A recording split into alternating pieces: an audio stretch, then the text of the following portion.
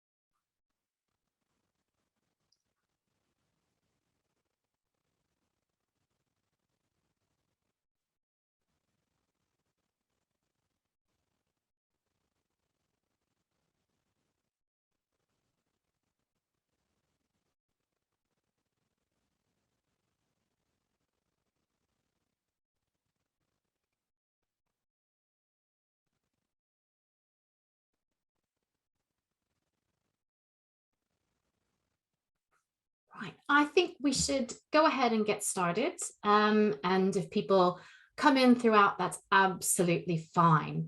So a couple of housekeeping bits are on your screens now. Standard webinar stuff. There's the public chat function for comments throughout. And there's also a Q&A that we can use if you have specific questions. Myself and Aisha will be looking at those throughout, and there is time for questions at the end as well. So I think that's pretty much it. The next session is the 8th of December, which is also a Wednesday from 4 to 5, which is Games in the Classroom with Dr. Will Thomas. So do note that down in your calendars as well. I think it sounds awesome. Okay, great. So for those of you who don't know me, some of you do, some of you don't, I'm Dr. Riley Willis. I am a lecturer in law here at SSH at the University of Suffolk. And today we're going to be talking about what we can learn from the undead. So we're going to be looking at innovations in problem-based learning and case studies through the lens of the undead. So we'll go ahead and start here.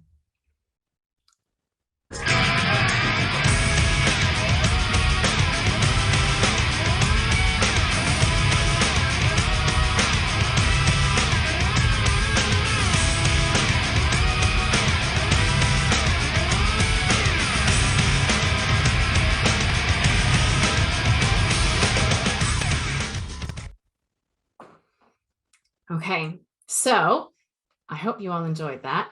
A few brief words on this. Yes, I know this is not an exhaustive list of zombie films, but it is my list of zombie films. And yes, I know that the song is not technically about zombies. It is about genetic modification, which puts us more in the, say, Blade Runner situation rather than zombies, but it is by White Zombie. And I think as a song, it appropriately sets the tone for what we're going to be discussing today. And it does bring up connotations of zombies. So with those two caveats, let's go ahead and watch this slide again.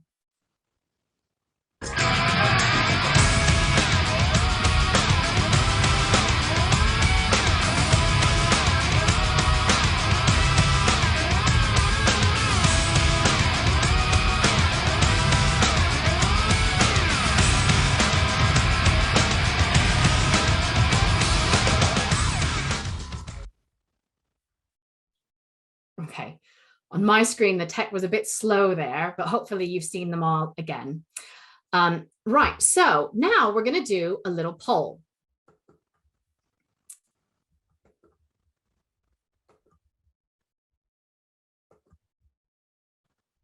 Okay, so how many of those images did you recognize? 1, 2, 3 or more, or none, and you should be ashamed of yourself?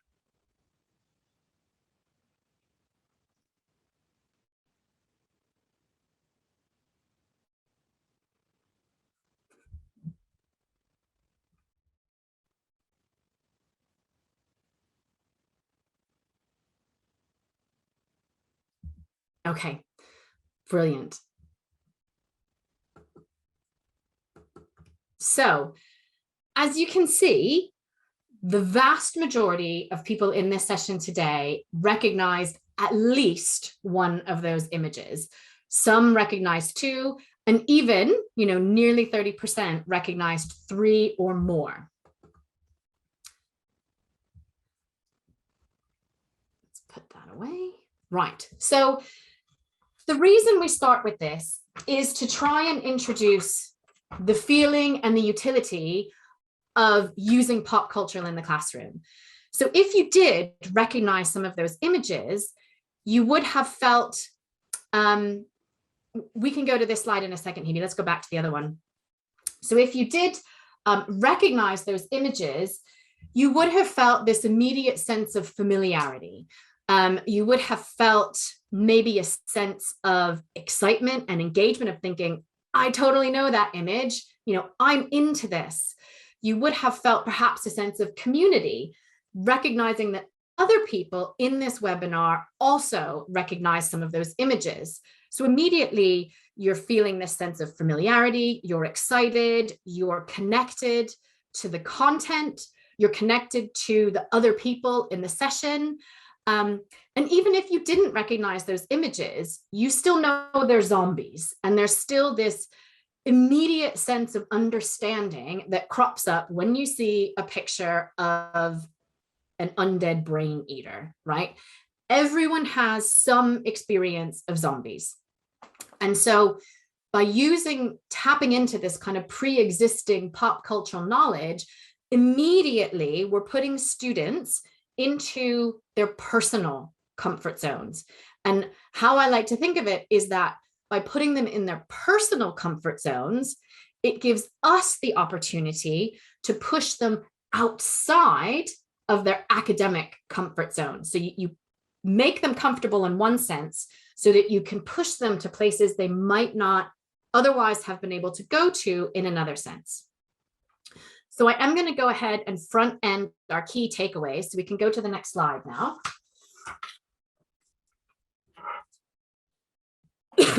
So I wanted to front end these so that you know exactly what it is we're talking about here, and so that you can keep these either in the forefront or at the back of your mind as we go through the different learning and examples that we'll talk throughout the session. So the first key takeaway: using pop culture scenarios in the classroom disrupts linear learning, right? Students do not rock up to a class expecting to start talking about zombies. And in that disruption, we can open new pedagogical doors. And that's really the crux of it. 2 caveats that are proper key takeaways, however.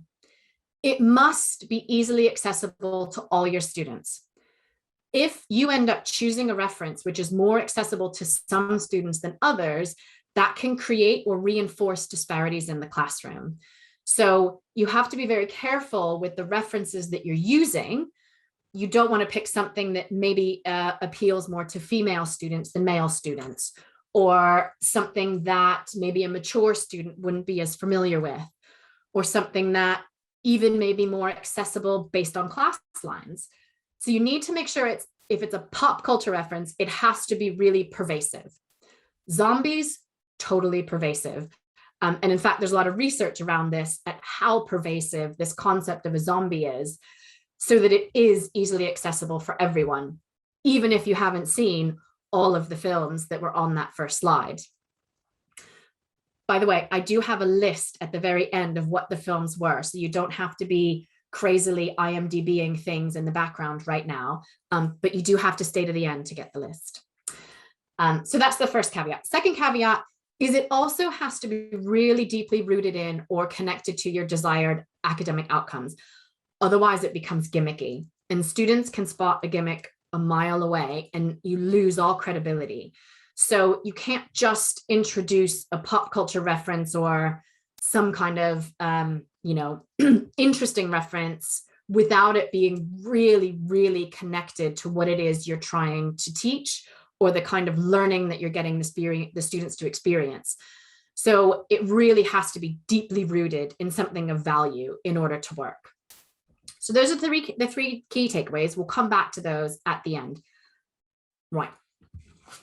So next, I just wanted to talk a little bit about what is problem-based learning.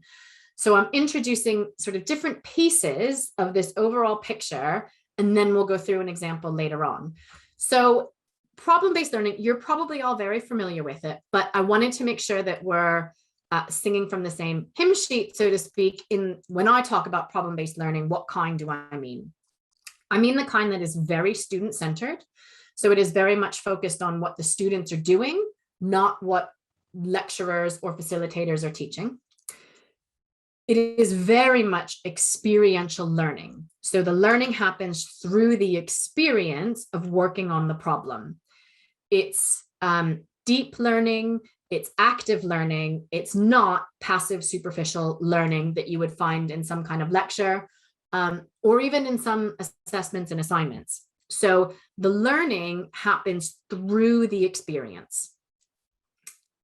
It is rooted in an open-ended problem. And I think this is really key because I have seen sometimes problem-based learning in a different fashion, which is just giving students problems to work out.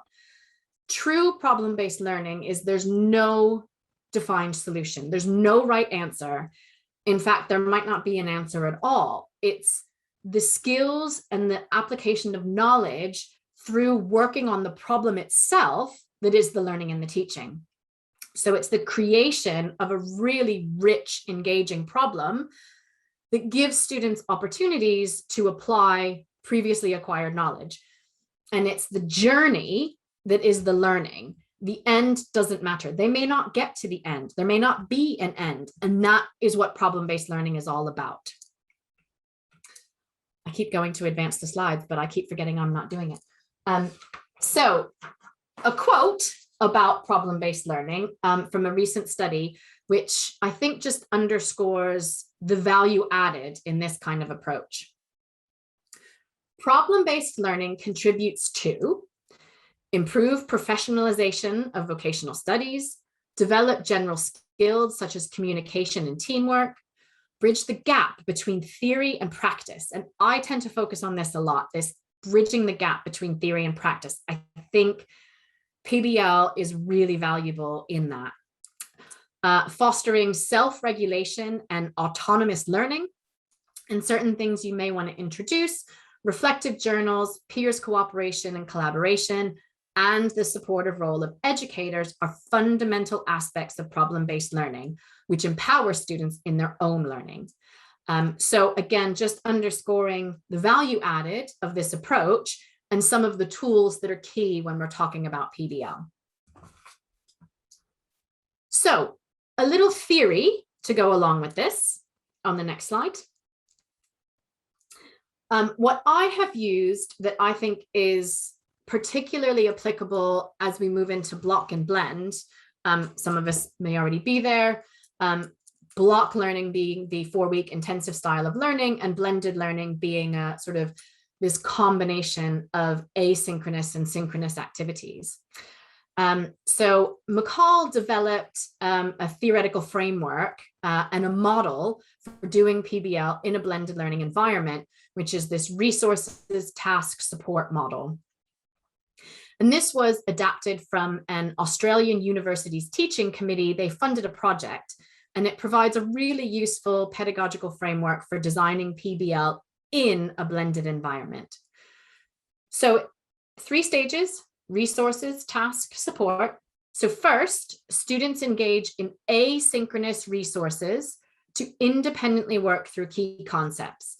So this could be through reading, through online content, similar to the Digipath work that we've done at Suffolk, So, really rich HTML content for students to work through, recordings, audio, video clips, all these things that provide this really rich asynchronous learning experience so that they are in their own time developing a baseline understanding of your key concepts. Then they're given a synchronous task. So when we do meet face to face, really embracing the flipped classroom model as well, where they're challenged with a synchronous PBL task, which draws from the asynchronous independent learning. And then the support part is obviously that's our role. Support is offered in the synchronous sessions to help the students complete or at least work through their PBL task.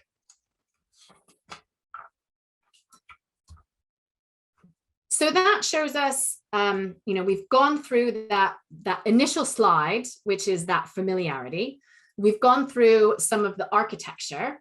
So the next piece is, who am I and why does that matter?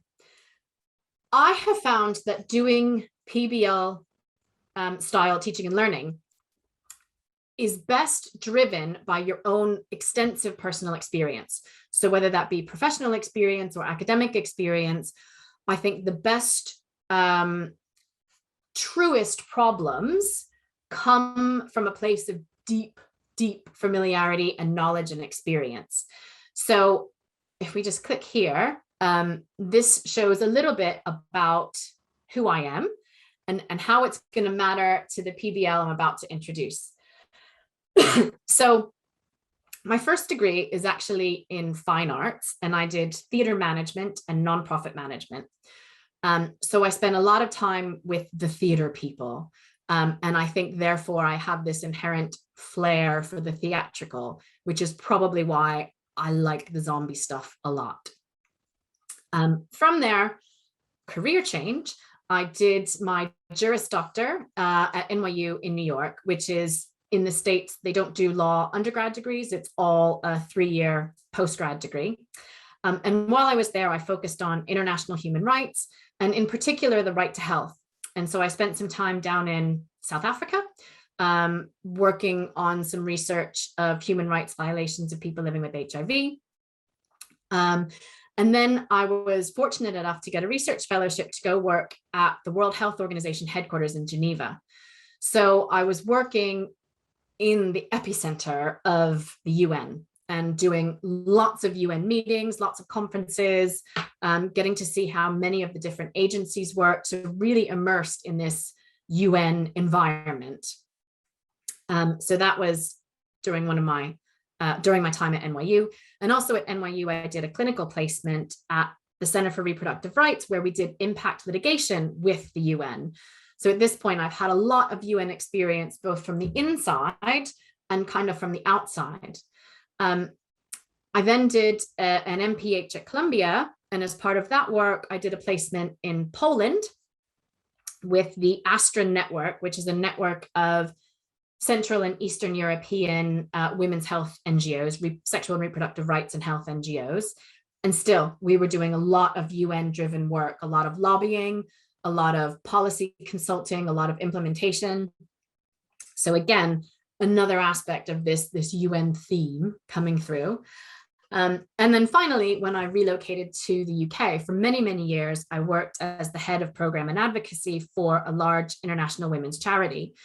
And the charity had what's called general consultative status at the UN, which meant we were deemed to be representative of civil society, and in particular on issues relating to women's rights.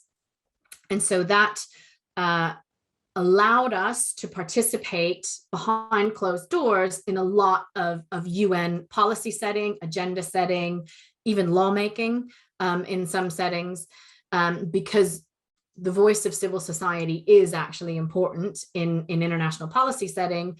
And because of the work of this organization, we were deemed to be a good representation of women's voices around the world and civil society. So my job there was to coordinate and to strategize and to drive all of that work. So doing all of our position papers, who's going where, what is our strategic presence going to be here, what is our advocacy strategy here, delivering lots of speeches. So again, a lot of really in-depth work with the UN, sort of in partnership. So you can see here that I've done a lot of UN work. If I haven't said that enough, I hope that's the message that's coming through. And so therefore, for me, using a UN-based problem is a natural go-to. I'm really familiar with how it works.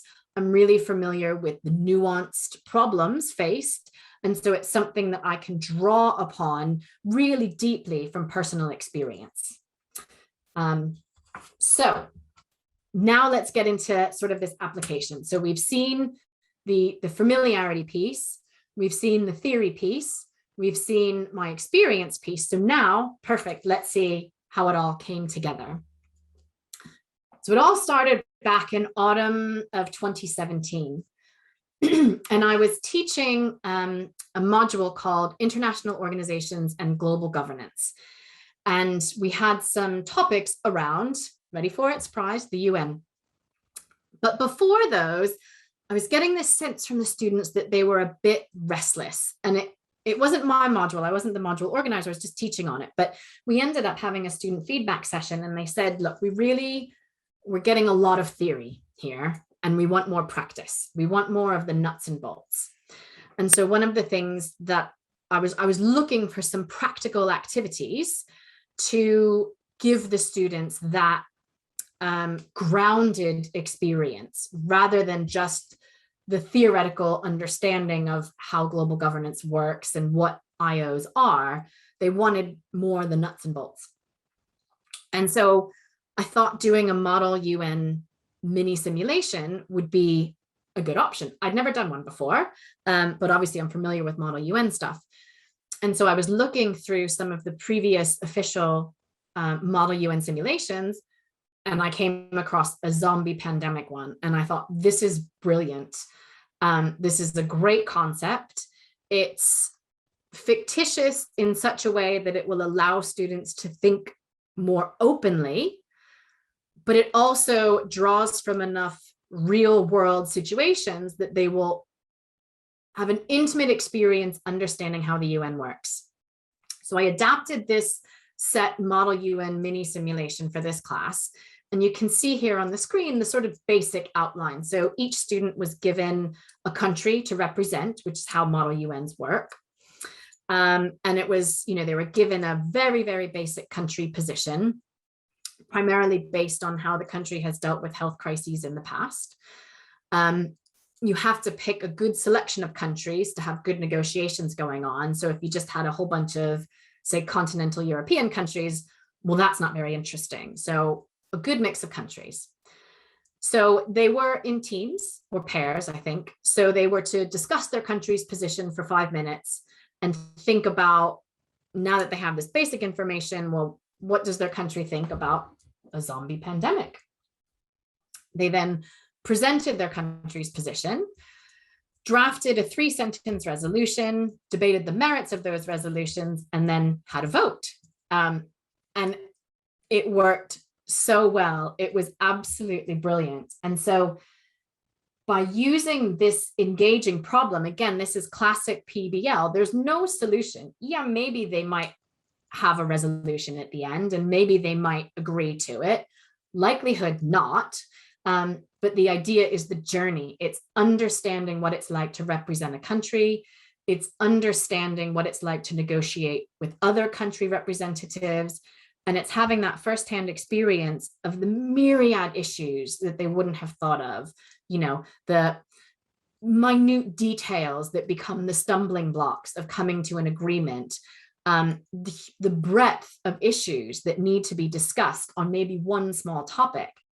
And until they're put into that problem, it's very hard for them to conceptualize and understand those issues. So there were some very clear learning outcomes here that I wanted around international organizations and global governance. So it was really, really deeply rooted in those learning outcomes. So the next bit we can go ahead and move forward to the next slides. In autumn 2018, I was teaching a more generic class on global politics, and they were looking at concepts. And so again, they had a session on the UN. And so I thought, well, let's roll this out again. And this time, probably because I was a bit more comfortable with it, I got some really, really fascinating questions that really showed how much the students were understanding the topic at hand. So one of the questions that I'll sort of never forget is, and it's so insightful, is, well, what kind of zombies are we dealing with? Are these sort of slow Shaun of the Dead type zombies, or are these like speeding fast World War Z type zombies frothing at the mouth? And they rightfully so knew that that was going to make a huge difference as to their policy responses. And so I think it shows just how they have this inherent knowledge of zombies to help them think through these really complex concepts, in this case, around the UN and global politics. And then in the spring, they do, it's still their global politics module. This was all at UEA, but they focus on controversies and debates. And one of the sessions is on the environment. And so I did another Model UN mini simulation, but this time on climate change. And I thought it would have the same impact. I thought students would be equally as into it. And I thought that it would have the same kind of excitement and understanding. And it really didn't. And it was really fascinating because I think climate change felt too real. And I think there were too many tangible issues to have to deal with climate change. And it didn't have the same impact. And I don't actually think the students learned as much because it wasn't something fictitious. It was something real, and therefore they just didn't have that open, excited, this is awesome approach that they did with the zombies. And I think the people who did the zombie simulation genuinely learned more. And I think their learning outcomes were better. These were two different groups. So that was a really interesting insight for me about, and I still do the climate change Model UN because it's really important, but it was just interesting to compare and contrast the two.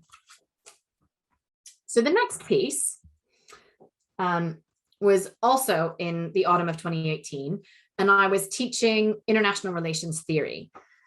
And that is an absolute beast of a topic, which some of you may be very, very intimately aware of. It is really complicated. It can be very philosophical. It can be really complex. And so I was looking for ways to try and help the students understand some of these really complex IR theories. And I came across this. Next slides. So Daniel Drezner, who is quite a famous political thinker in the States, he's a professor at Tufts, had written an article in Foreign Policy called Night of the Living Wonks. And essentially he was saying, look, zombies are really prevalent in pop culture, but they're different than other fantastical creatures. So with, vampires and werewolves and aliens, we can kind of coexist with them, particularly vampires, right? In pop culture. But with zombies, it's always either the humans kill all the zombies or the zombies kill all the humans. And other than a little bit at the end of Shaun of the Dead, there is very little coexistence. And so if there may be a zombie outbreak, we need to think very carefully about how governments are going to respond to what will likely be a war, a zombie war. And so how fit for purpose are our existing theories around international relations if we're applying them to a zombie outbreak? And I'll read you a little quote from what he wrote there. What follows is an attempt to satiate the ever-growing hunger for knowledge about how zombies will influence the future shape of the world. But this is a difficult exercise. Looking at the state of international relations theory, one quickly realizes the absence of consensus about the best way to think about global politics. There are multiple paradigms that attempt to explain international relations, and each has a different take on how political actors can be expected to respond to the living dead. And he then goes on to apply a few IR theories to the zombie pandemic. So how would they predict or instruct governments to react? Everybody loved this article. This was hot. This was awesome. And so he then wrote a book called Theories of International Politics and Zombies. And you can see from the table of contents on the side of your screen how he does this, how he uses different IR theories and approaches, and he explains them by saying how they would predict governments to deal with the zombie outbreak. And so I used this in my IR theory class to help students understand some of these really complex theories. And this book is now available as an ebook in our library if you want to go have a look at it. So from there, I was thinking, this is fascinating. There's a lot of people using zombies to teach a lot of really interesting things. So can this be extended at all? Next slide. So I then came across an article by Alexander Wendt, which became quite famous as well. And he's another high-level political thinker. Again, this is very political science at the moment. And he wrote an article that challenged our notions of sovereignty based on the concept of an alien invasion, of saying that actually our concepts of sovereignty are really lacking because they can't deal with anything other than what we have. And if aliens were to invade Earth, our concepts of sovereignty can't keep up with what would actually happen. And I then learned, and this is a little bit of a tangent, but I still think it's important to help us understand how these fictitious pop references can help break through into points of learning. And I learned really recently, actually, that apparently when Reagan and Gorbachev were having some of their disarmament discussions, they were really hitting a stalemate and they were really at an impasse, and conversations just weren't going anywhere. So they decided to go off into the woods and have a little chat, just themselves, obviously with security, but the idea being, let's just go and have a walk and have a chat. And at one point, Reagan turned to Gorbachev and said, okay, well, look, if the US was invaded by someone from outer space, would you help us? Gorbachev was like, yes, of course I would. And Reagan then said, well, yeah, we would totally help you too. And that is something. And apparently that moment allowed them to see things differently. It changed perspective. And so they were then able to push forward with their conversations and their negotiations in a way that they hadn't been able to before. So again, I think this concept of using a fictitious scenario to work through problems can really help open pedagogical doors. So where are we now? So now at Suffolk, we have a fairly new optional module called Public International Law. And the module was taught last year as a year-long module, and it's going to be taught this year in block. So there's a real challenge in teaching public international law. The first being that our concepts of domestic law are very much rooted in standard structures. We have elected officials, we have a system of legislation, we have a judicial system with courts, we have clear citizens and subjects of the law, and everything we know about the law is rooted in those concepts, which predate any university learning. When we go into international law, there's no elected international government. There's no set international judiciary. there's no legislature in the same way that we have it domestically. There's no citizenship. You know, if we're talking about relationships between states, well, who's actually responsible for that? And so all of our notions of what makes law are completely obliterated. And we have to start from scratch and learn totally new concepts of law, which is no small task. Then suddenly we have to do that in 4 weeks. So there is a real challenge there. And so what I wanted to do was to work through some problem-based learning in something that was familiar. So we're going into something that's really unfamiliar and that requires a total and complete change of perspective.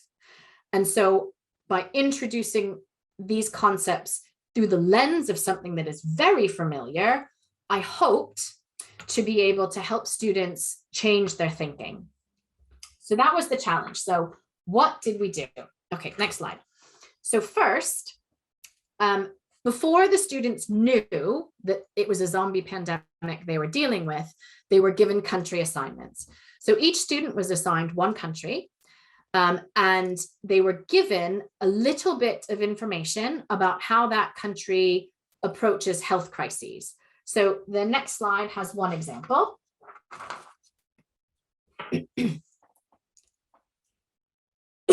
So Zambia.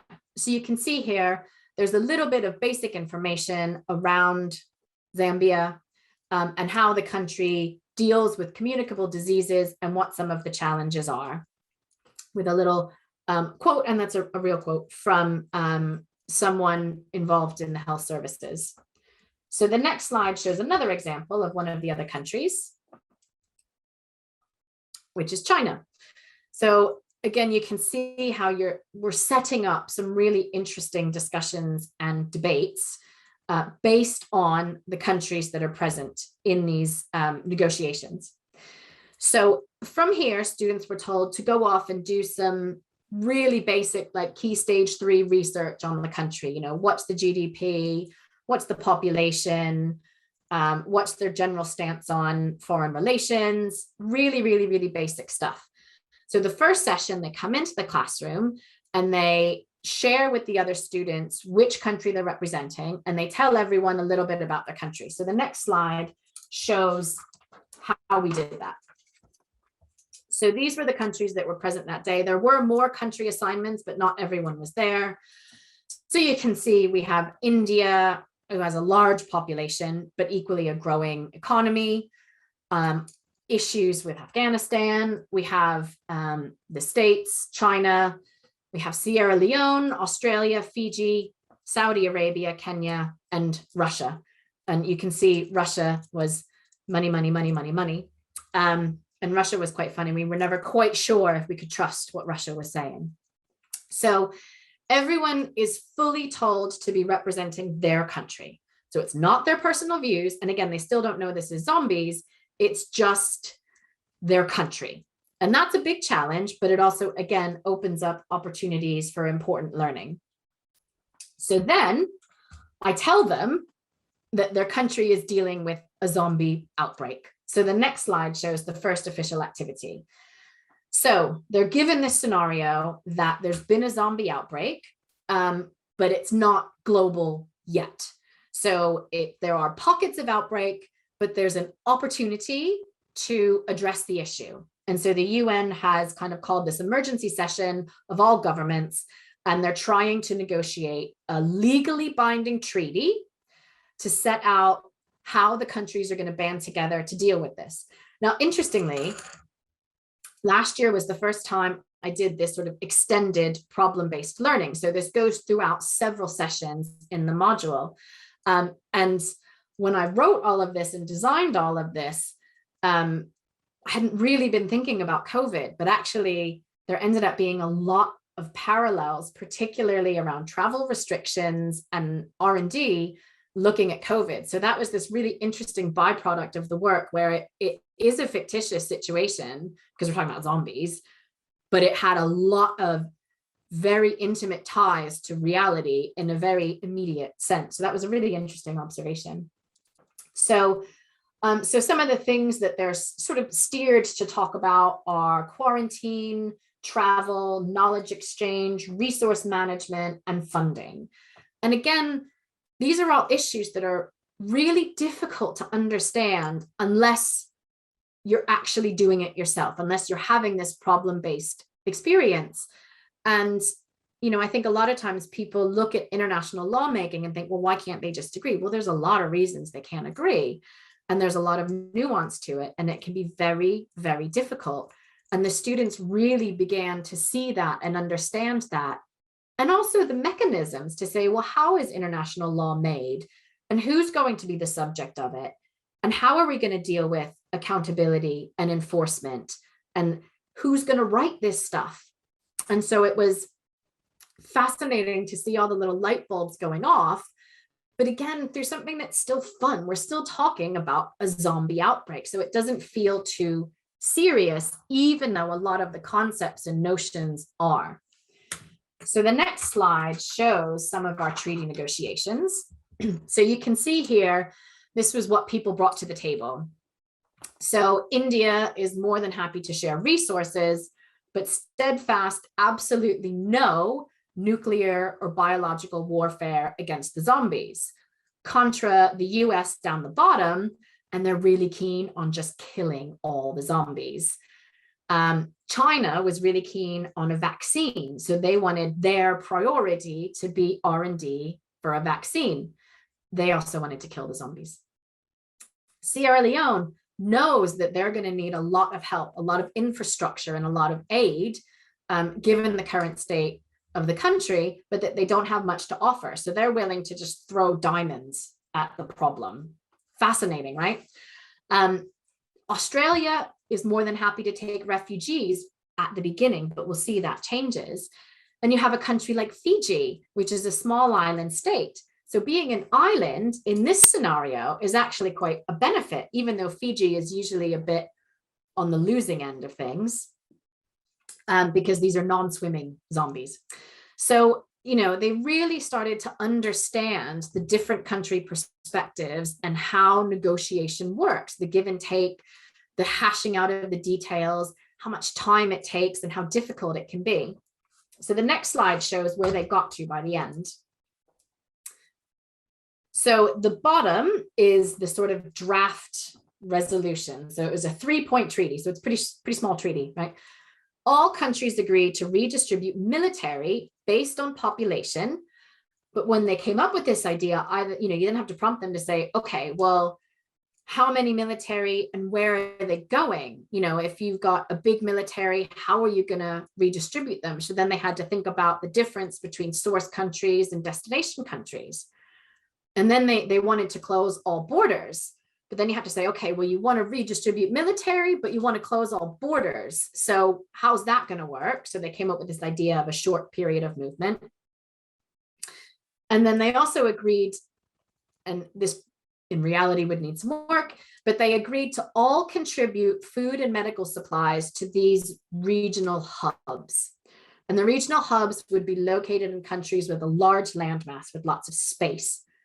Contributions were to be based on source population, but the countries could then withdraw from the regional hubs also based on their population. So still some thinking to do, but they did manage to hash out these 3 pieces, which is really important. And it's a really interesting way of learning about how treaty negotiation works. So then the next activity is we sort of move along the timeline of the zombie outbreak. So the next slide shows the next activity is they're going to now set up an international, an intergovernmental organization. So essentially it's like the WHO or the World Trade Organization. So it's an intergovernmental organization. So it's still tied to governments, but it's meant to do more of the administration and technical support basically coming out of this treaty. So the idea is part of what was agreed in the treaty is that they're going to set up an IGO, and then they have to discuss the power dynamics that go into setting up an IGO like this. So how can administrative and operational decisions actually reflect really deeply rooted power dynamics. And so they had to decide, well, how is it going to work? Who's going to be involved? What powers are and aren't going to be delegated? And the next slide shows us the work that they did there. So interestingly, they decided that their IGO was mostly going to have a financial function. So it was going to basically have a big pot of money, and then countries could apply for either loans to help support them dealing with the zombies, or R&D to help figure out a vaccine or a nice way to kill them or something along those lines. And what I found amazing about this part of the activity is that usually when students learn that in a lot of IGOs, voting is tied to financial contributions, they're like horrified, like, oh, how can you do that? That means all the rich countries are going to control everything. How can you possibly tie votes to the amount of contributions? And yet, as soon as they were representing those countries, that is exactly what they went for. So straight away it was, well, everyone has to make a contribution, but if I'm going to give extra money, I want extra votes. And it was, the perspective totally changed, and it was absolutely fascinating. And so you can see here, maybe not in my terrible handwriting, but there was going to be a baseline mandatory contribution, which was based on pre-zombie GDP. Any voluntary additional contributions to the fund would result in a higher number of votes. And they were things they were going to vote on was who gets the loans, who gets the grants, how are the loans repaid, if someone needs a loan extension. So again, it was really focused on kind of getting some money out there from an international perspective. So the next part of the activity, so that's that part done. The next part on the next slide is sanctions. So again, we're putting ourselves further down the zombie outbreak timeline. They have the treaty, they have the IGO, and now the issue that arises is there is one country who signed the treaty who is consistently violating the terms of the treaty. And the other countries are trying to decide, it's sort of like a mini Security Council, if that country should be sanctioned. And again, a real fascinating difference here is when students just read about sanctions, I think they find it very hard to understand why some sanctions are given and why aren't. And that I think a lot of them sort of immediately think that sanctions, well, if you don't do what you're supposed to do, then yes, there should be a sanction. Yet again, suddenly, and you may see this on the next slide, when they were having these conversations, their perspectives totally changed. So here you can see lots of countries were in favor of sanctions. That tends to be the student perspective.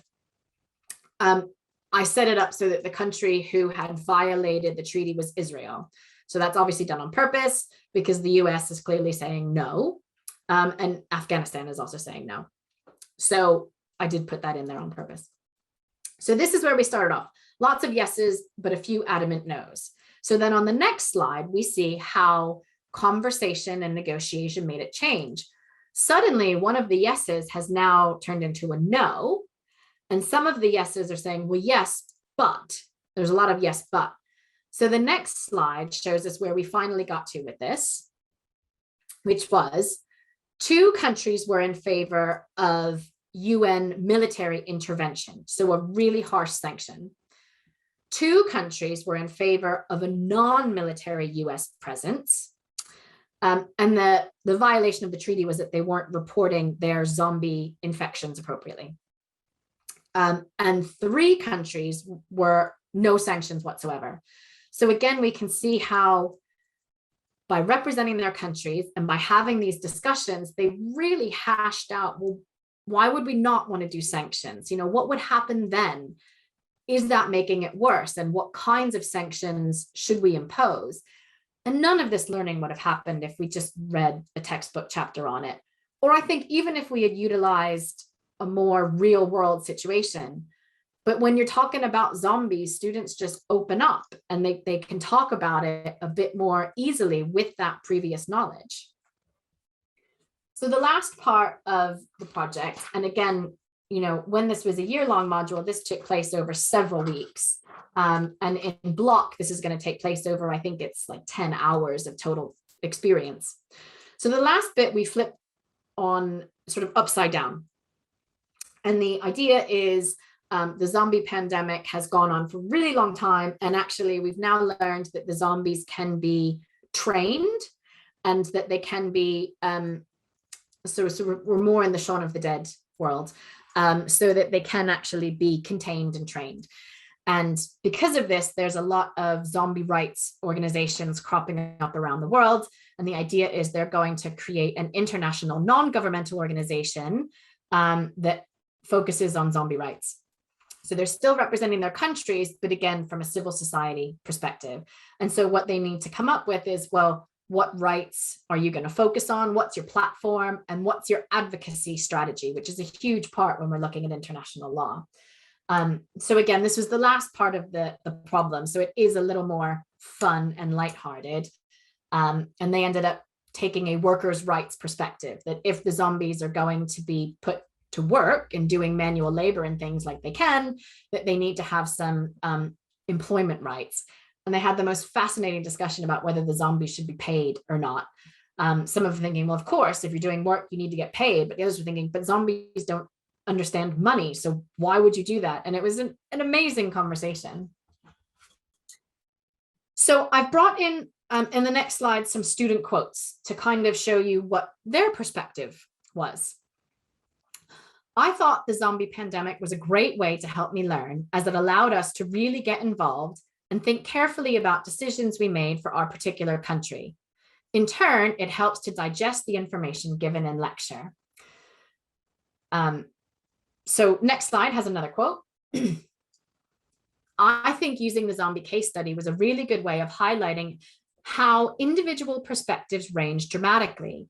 It definitely caused frustration among all of us as the different countries we all represented, and highlighted just how complex relations can be between the leaders of the world, as we all had to take into consideration our own personal views, those of each other, whilst trying to put those to one side and remember we were representing nations and their people, not just ourselves.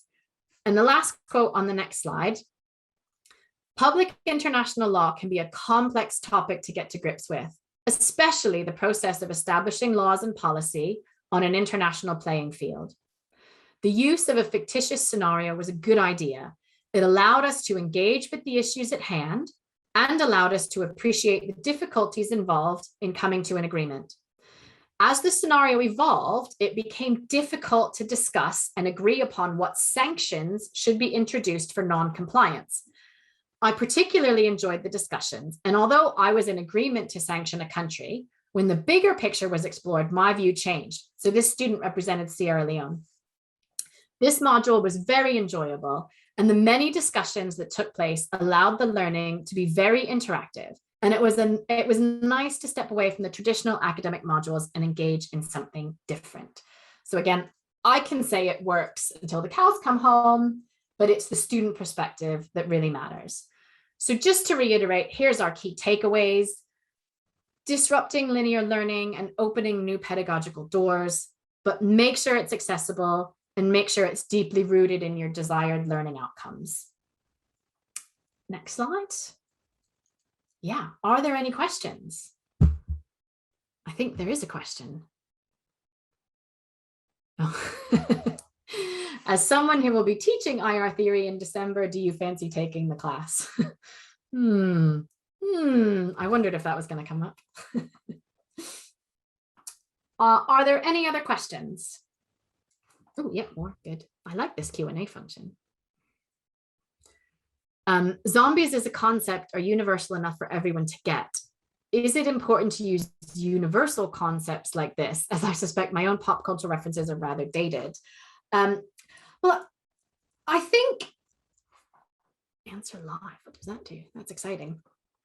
I think it does matter, but it also depends on your class. So if you have a class of a fairly homogenous demographic group, then you want to tap into their references. You know, zombies are universal, aliens are universal, vampires are universal. You know, there's a lot of stuff that is universal. And I made a reference to The Karate Kid in the class, and only one person got it. And I was really like, oh God, I'm so old. And then I made a reference to West Side Story, and not a single person got it. So I was like, wow, okay, I need to think very clearly, because are my references Americanized? Am I too old?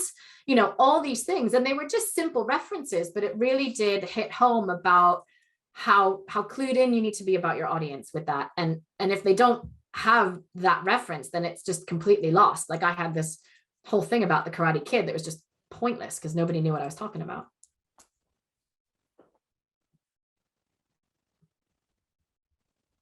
Any other questions?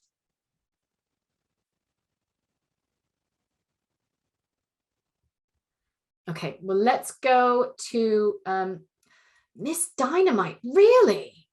See, I get that reference, Aisha, but yeah. Anyhow, let's go to the last slide then. And here, for those of you who've been like furiously scratching at your head about some of those images in the beginning, this is the full list with credit to our directors. So we had obviously George Romero with Night of the Living Dead and Dawn of the Dead, Brain Dead, which I think still holds the title for being the goriest or bloodiest film ever made, Resident Evil, 28 Days Later, The Walking Dead, Train to Busan, I Am Legend, World War Z, The Dead Don't Die, which if you haven't seen it, it's hilarious. Totally recommend. Zombieland and Shaun of the Dead. So those are the references. If you've been like going crazy about any of those since the beginning.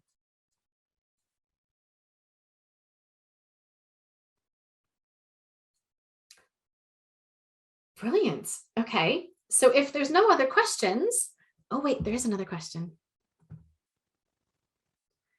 How much input is needed in terms of guidance from a tutor? So it really, really varied. At some points, more than others, but that really decreased over time. And towards the end of it, I wasn't doing much more than sort of taking notes. I found that doing the notes on the whiteboard really helped. It helped them to focus. It helped us to capture our conversations. It helped them to crystallize what they were saying. So I definitely felt more of a facilitator than a lecturer. And the students who really engaged were also the ones who had done the work, right? So they had done the asynchronous part of it, which obviously helped. So yeah, I think it really varied. And the sanctions bit, I think they needed a bit more of a push, though, a little bit, just to kind of bring to light some of those conversations. But again, the push was more through questioning than anything else. So it was never, ever, ever guiding, I would say, in a particular direction. It was just facilitating and questioning.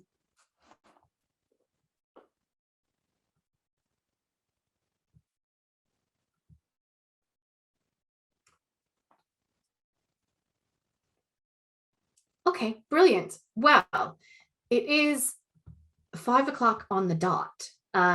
So I see in the in the chat function that someone made the terrible decision to watch Resident Evil when they were hungover.